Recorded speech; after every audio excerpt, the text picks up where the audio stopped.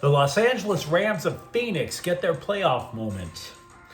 Welcome to the offseason, Charger fans. Khalil Mack is considering retirement, and UCLA gives their new quarterback a target, a receiver from his old school. Good morning. I'm James.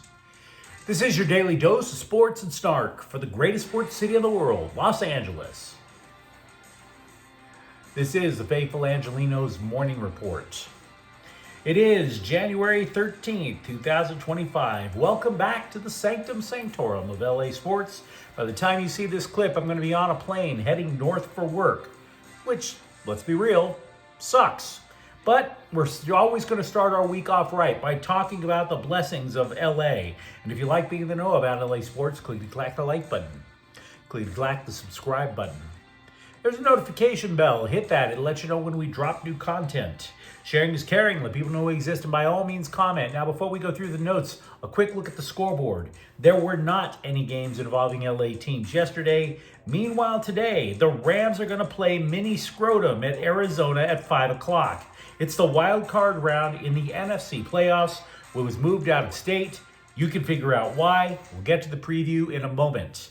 Also, ESPN is reporting that the Lakers and Clippers will resume their schedules today. San Antonio will play the Lakers at Crypto.com tonight. Miami will be at Intuit Arena to play the Clips. Both games are at 7:30. The Lakers will need to reschedule 2 games. The Clippers need to reschedule 1.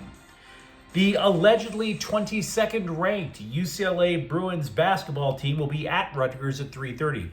Keep in mind, I've got a red eye to get to. AP does not release its basketball poll for a couple of more hours. But the Bruins have lost 3 of 4. So it's highly unlikely they're still ranked. Rutgers, by the way, they're 8-8, so the odds are pretty decent that UCLA can get off the schneid. And the Kings will be at Edmonton at 6 o'clock. Let's get to the news. You might recall just 2 days ago, I said I would be comfortable wagering on the Chargers. That is the most I ever talk when it comes to gambling. So let's not double down on stupid and tell you to take the train to Vegas to go bet on the Rams tonight. Now, it is true that the Vikings have tied for the second best record in the NFC at 14-3. It's also damn true that the Rams handed them one of those 3 losses in week 8. So you add to that the fact that the Rams had to uproot their entire operation, head to a Phoenix suburb. Honestly, look, the way I tend to look at football is who has more paths to a victory.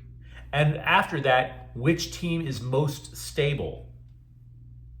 I can't tell you. I really can't. So, for example, take it when the Vikings are on offense. Sam Darnold's resurgence has made a lot of USC fans pretty doggone happy. Only he looked awful last week when they were on the road in Detroit. You could easily see what happening all over again tonight, because here's what happened. In week 8 against the Rams, the Vikings lost their left tackle, Christian Darrisaw, lost him for the year. His knee imploded like a cell phone given to Hamas. So the Vikings traded for Cam Robinson. So fast forward to the Detroit game, the last game of the regular season. Detroit got 9 pressures and a sack with whoever lined up opposite Cam Robinson. 9. And you don't think the Rams were taking notes? Of course they were. Now, when the Rams did play Minnesota, Jared Verse had a strong game. 5 pressures and 1.5 sacks. You could see any one of a number of Rams defenders lining up opposite Robinson. It could be Verse. It could be Byron Young. It could be Kobe Turner. Now, the guess is it's going to be Verse against Robinson. Either way, from that, like I said, you could see Sam Darnold having consecutive bad games really easily. Really easily. And that's going to matter because the Vikings tend to get off to strong starts. They averaged 6.4 points per game in the first quarter. That was second in the NFL this year. Keep in mind, the Rams offense had performed sluggishly against Miami, New Orleans, San Francisco. So you're saying to yourself, if the Rams can outlast Minnesota in the first quarter, their odds go up. And also, from what I just described to you, Quarterback pressure is going to be the key to the game. We do know that the Vikings will blitz a ton. We also know that the Rams have their ideal offensive line to work with. Steve Avila, for example, he didn't play in that earlier game against the Vikings. He is going to go tonight. So it looks like this when the Rams are on. It looks like this on offense. You could tell me that the Vikings receivers are probably better than what the Rams have. But Justin Jefferson was the only one who went nuts in the first game. He had 8 catches for 115 yards. No other receiver caught more than 2. Meanwhile, Puka Nacua, Cooper Kupp, Kyren Williams all caught at least 5 passes for LA. So if I were to guess what's going to happen when the Rams are on offense, the Rams are going to run a lot more short and intermediate routes to give Matthew Stafford just enough time to work with. And besides, I think the Rams have a better running game with Kyren Williams. Do any of you guys remember Cam Akers? He's Minnesota's lead back. So, while I am not telling you to place any bets, while I am not telling you to pop your collar too much going into tonight's game, if Kyren Williams can kill enough clock in the first quarter, whichever team is better at getting to the quarterback, that team is going to win. It's not an easy call. But what I will tell you is this. The winner is going to advance to face Philadelphia on the East Coast in the second round. Here's a fine how do you do to Charger fans. Khalil Mack is mulling retirement. So that's uncomfortable. He told the scribes he did not have a set timeline to make a decision. He also did not say if he was willing to play for another team than the Bolts. He's about to become an unrestricted first agent for the first time in his career.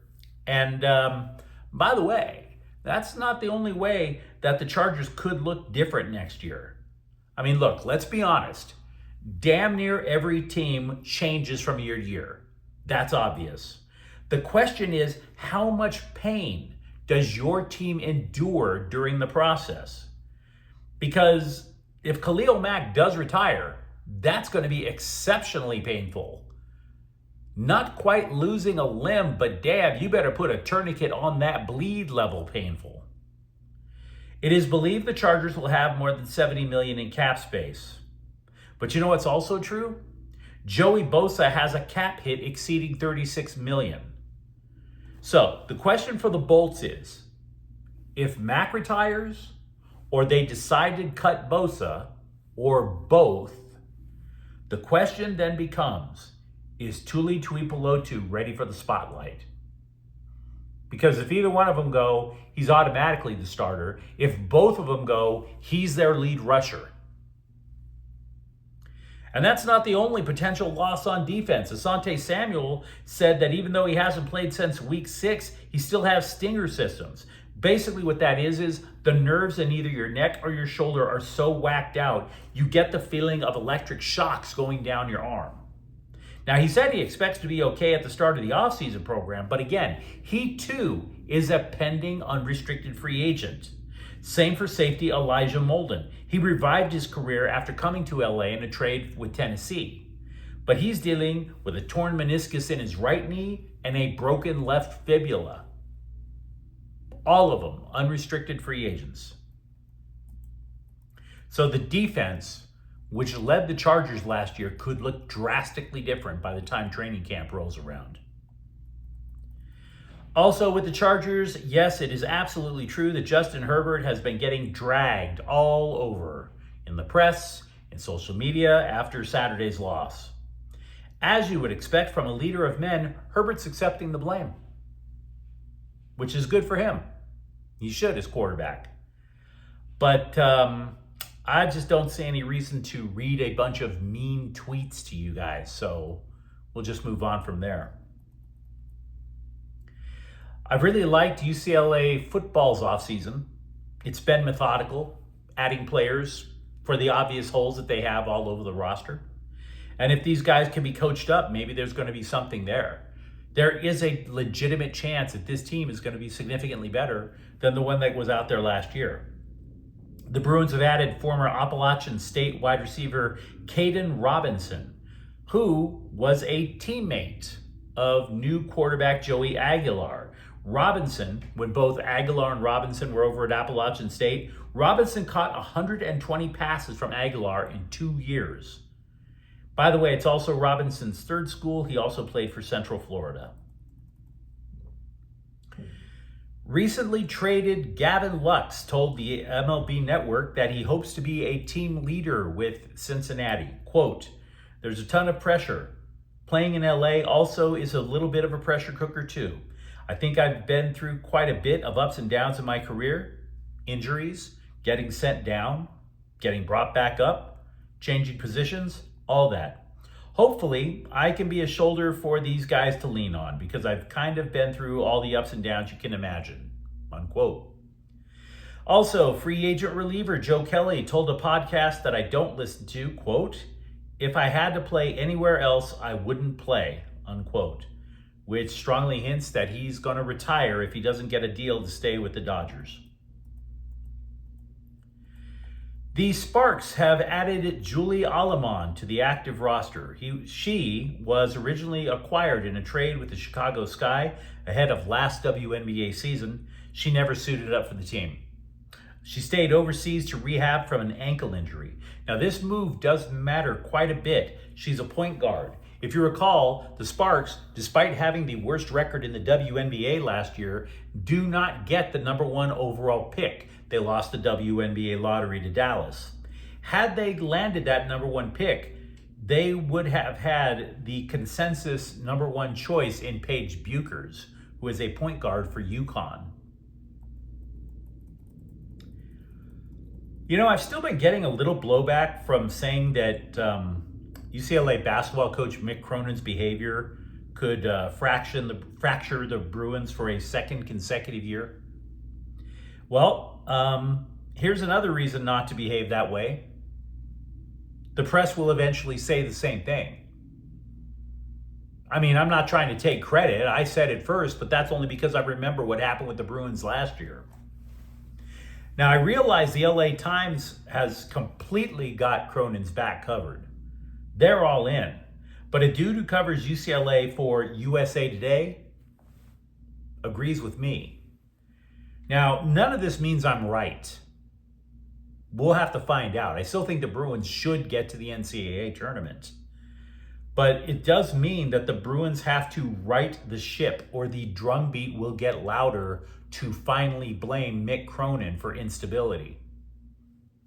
But you let me know what you think of the comments thread. Who you got tonight? Rams or mini scrotum? For that matter, how panicky are you over the possibility of Khalil Mack riding off into the sunset? And if you enjoyed the content, don't forget to subscribe to Faithful Angelenos. We talk LA sports every single day here. Thank you for watching. I'm James. We'll be back tomorrow. Faithful Angelenos is a Kian Corte El Queso production. Take care.